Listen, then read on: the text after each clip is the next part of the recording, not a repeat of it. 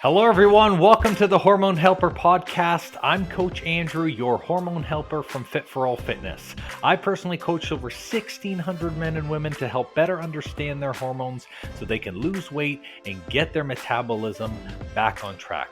With this podcast, you're going to hear from me and my special guests about everything from metabolism to thyroid to weight loss. And we even talk a little bit of sexy time as we chat to spread more knowledge thick like butter on your hormones. If you're ready to learn, I'm ready to share, so let's do this.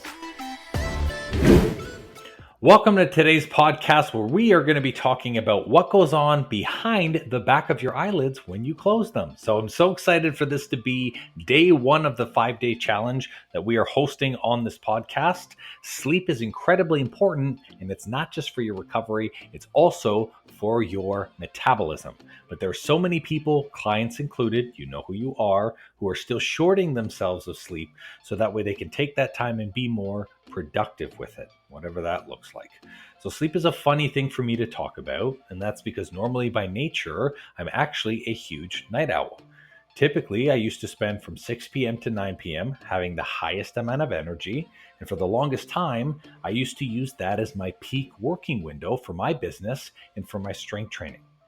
Although I think at some level, I'm still a night owl, now I have the ability to actually natural function better in the morning, and I've been able to shift my sleep cycle to allow me to wake up at 4:30 a.m. and go to bed around 9 p.m., which is good for me. When I chat with clients and business friends about that sleep schedule, though, they literally laugh at me in my face when they hear that I'm in bed 9 p.m. to 9:30 being the latest. I get comments like, "You're an old person. Try doing that when you have kids." Or my favorite, "Oh, your business must be doing well if you don't have to work late like I do." I love that one. That one's my favorite because you really get to see someone's priorities and you get to hear their mentality by the speech that they use.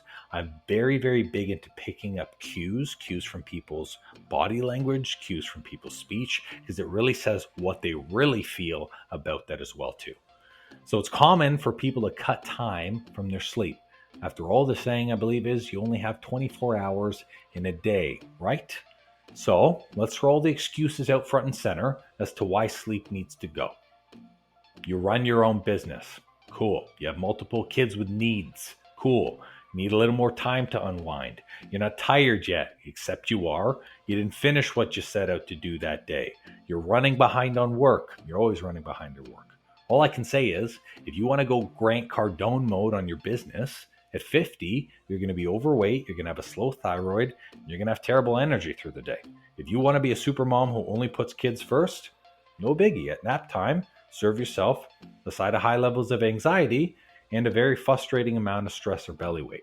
Or how about binge watching Netflix every night? Well, you can finish the series and then finish off whatever's left of your metabolism and thyroid so your hormones grind to a halt. I don't know about you, but I'd rather not. So all I can say is you are shorting yourself more than you know. So I hope when I talk about sleep today, it's going to help you. People think the main purpose of sleep is to rejuvenate your body, which it is, but it actually has a secondary and more powerful effect, which is to create more of a hormone called growth hormone. To understand that recovery and its hormone benefits, we need to go and do a deep dive into your actual sleep cycle.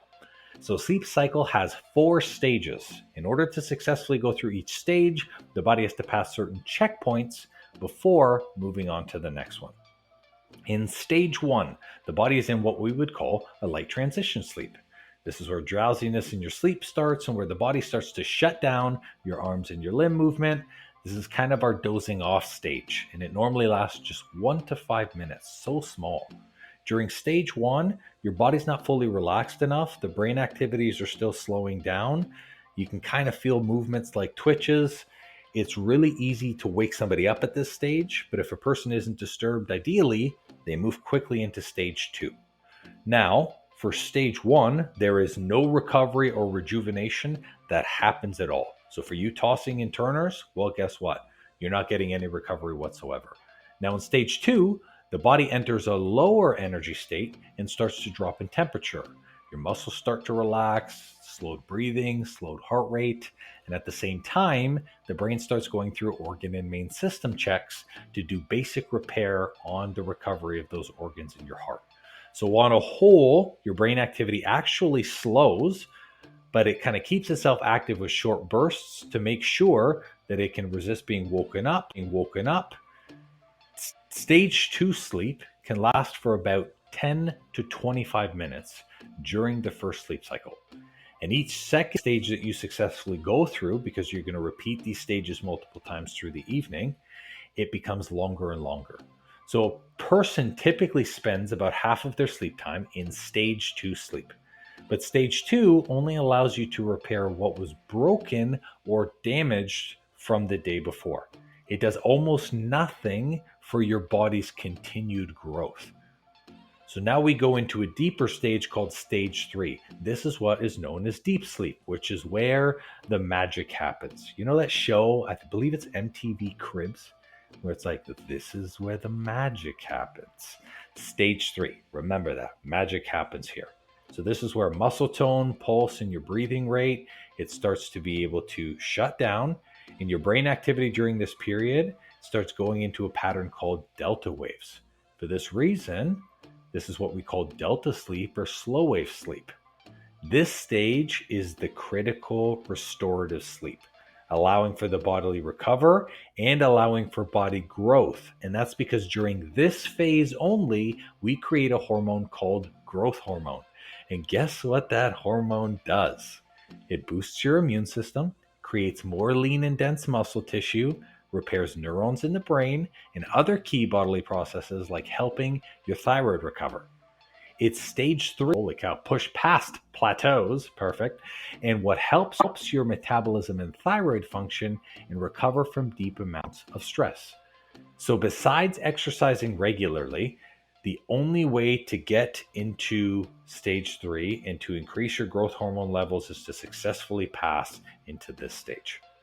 Now, we spend the most time in deep sleep during the first half of the night and during our early sleep cycles.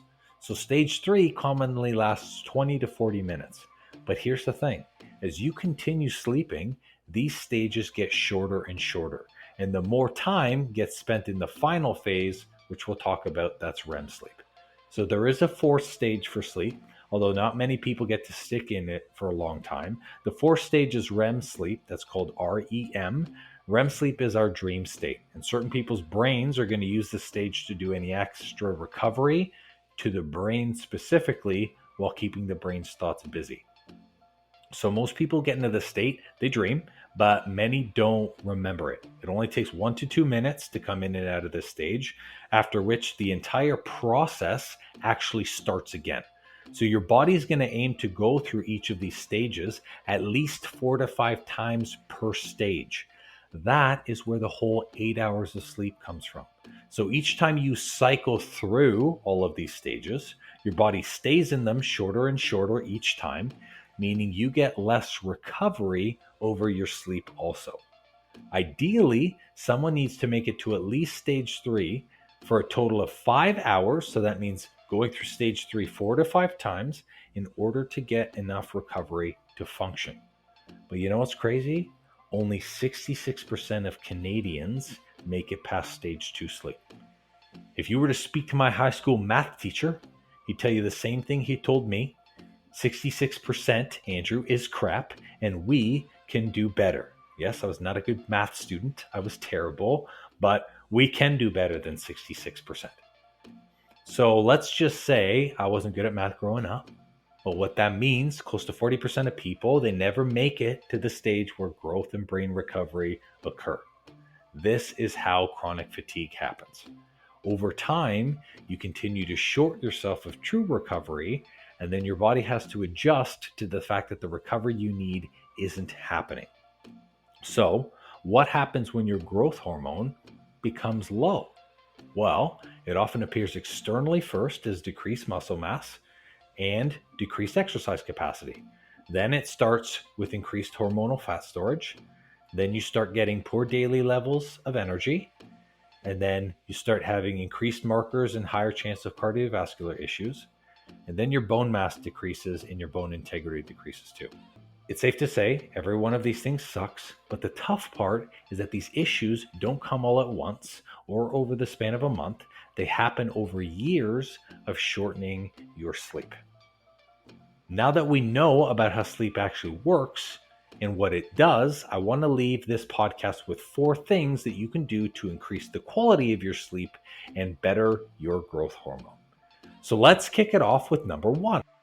You're going to improve your sleep hygiene. Your sleep hygiene refers to how quickly you fall asleep and how long you fall asleep for.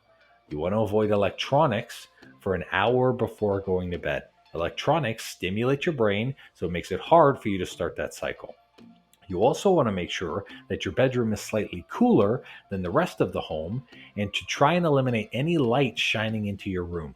Blackout curtains are key for this. Me and Lorna have some at home. There's no light that goes through. So by decreasing the temperature and the light, we signal the brain that it is time to rest and to shut down. That is saving you time on your sleep stages to wind down. Number 2, you're going to stick to a consistent wake up time and sleep time every day. When we alter the time we go to bed and wake up, the body tries to anticipate how long you need to sleep for, so you end up waking randomly or tossing and turning at night, and broken sleep is worse than shortened sleep. As breaking sleep cycles in between means the body has to restart all the way from the first stage. It doesn't get to continue where it left off. So I'd recommend just setting your evening time first, your bedtime, as normally when you go to bed earlier, you tend to wake up earlier. Now, number 3, cut the caffeine after 2 p.m.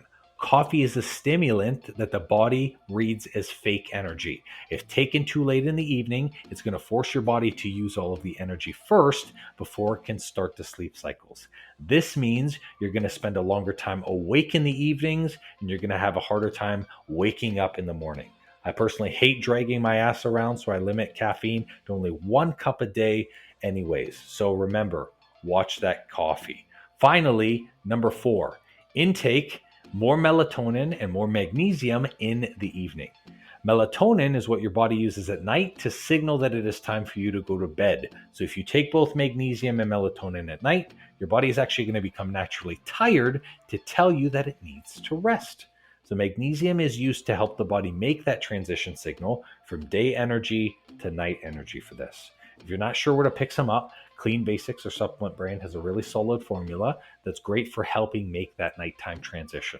I'll drop it in the link for you guys in the show notes, so then that way I'm not blurting out a giant URL link. So as a recap, we're going to go over these here. Number 1, sleep hygiene. You're going to select a bedtime and set a wake time. You're going to cut coffee after 2 p.m. and you're going to take your M&Ms, that's magnesium, and your melatonin. And that is all for day 1 of this 5-day challenge. Make sure you look out for the other 4 days as they are coming. Well, it seems I'm all out of info juice for today. That's all for this episode, and thank you so much for listening.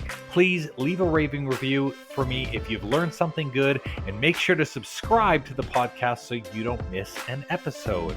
Now, if you're in the mood for some more great content and tools to get your hormones on track, why not check out our free Facebook group and the blog on our site.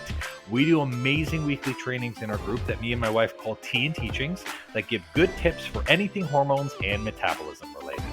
It's also a great community where you get to share your goals and success with like-minded people just like you. I'll make sure to drop both the Facebook group link and the blog link in the show notes for you. Or if you're ambitious like me, the name of the group is Weight Loss and Balanced Hormones. It'll say Fit for All beside it with a picture of me. So come and join us and have more fun.